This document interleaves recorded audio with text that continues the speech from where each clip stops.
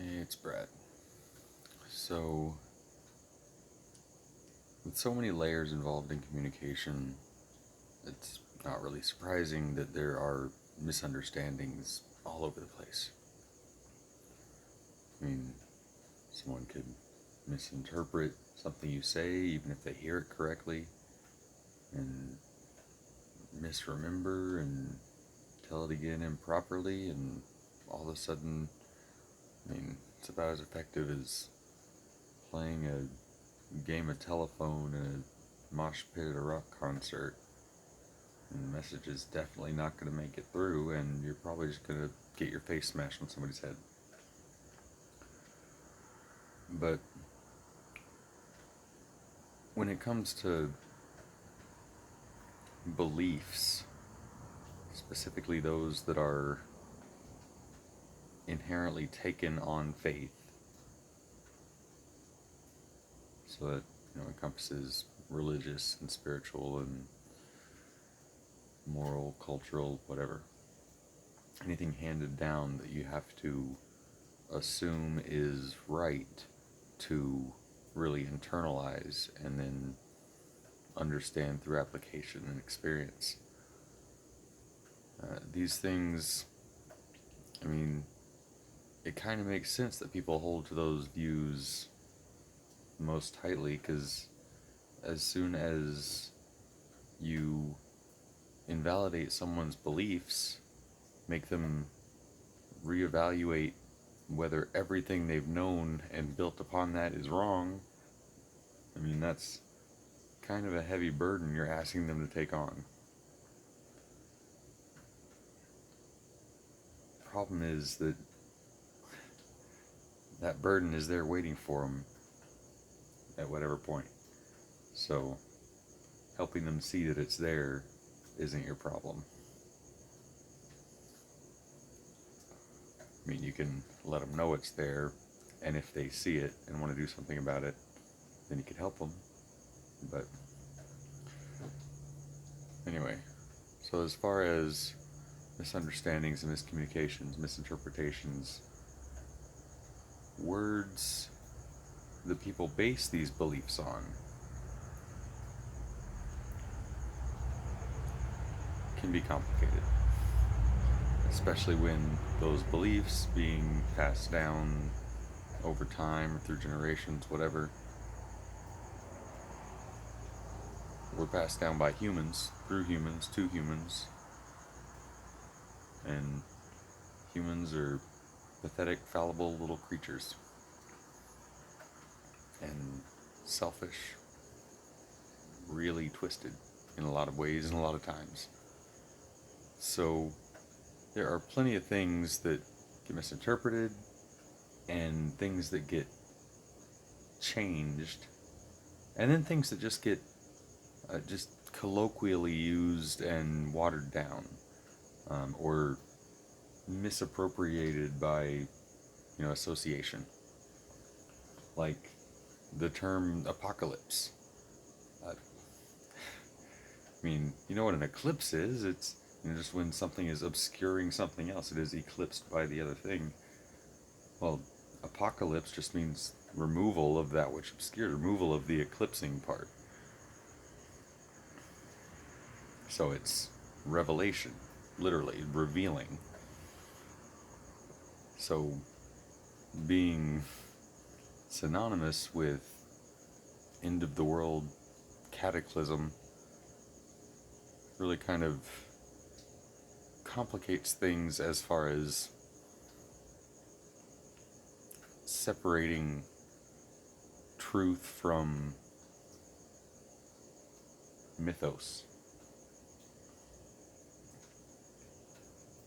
And for some people, even something as little as pointing out or asking about detail or clarification on their beliefs on a point, if it's something that they really don't want to think about or don't want to confront, then that's immediately going to shut them down. And that's where I don't entirely follow the same plan same approach as a lot of people that evangelize, especially Christianity, where they feel that the very first thing to establish is the fact that they built their entire belief system on, which is of Christ, that Jesus died for their sins and can grant them eternal life through believing in him. And obviously I have no problem with that. My problem is with that being the price of entry into a conversation. Because that's about like, enforcing circumcision on converts. It's definitely a way to make them prove their commitment. And in terms of, potential attacking armies, things like that, well, they won't be able to put up much of a fight. And they definitely won't be running away with any of your women anytime soon. But, like, apocalypse is just one instance of a term where it has an entirely different meaning just through its connotation. And there are a lot of things like that. Like, when you start trying to interpret prophecies and specifics, when so much of it is inherently non-literal. Like the role that even the word Zion plays in all sorts of, biblical text. There are a lot of associations and connotations and generally, symbolisms attached. But because of that, that's the bucket of paint that someone would use to paint with when describing. It's like the way your brain generates dreams. To have you experience or think through a certain thing. Really, you can think of it as just the same reuptake firing, cycles to sort through as when you're awake. It's just without the active input. But like what's her name? Sarah Wilson, on an interview with Russell Brand, was talking about her experience with the Dalai Lama, where she was asking about meditation, and he was like, try and keep your mind quiet, just don't bother. I don't bother. I've got better things to do with my time.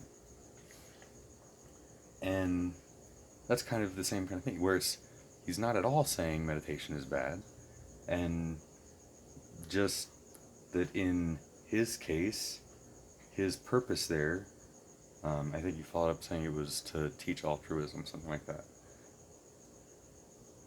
Well, if your purpose is to get people to understand something, then reconciling perspectives and rectifying terms and concepts, it's the same as how anybody can understand math. It's just that they need the concepts put in the right terms.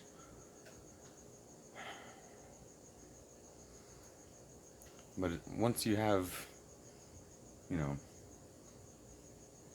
you identify some sort of a lack and recognize the discrepancy and how to address it, then start refining the concept, and then you actually have something to say.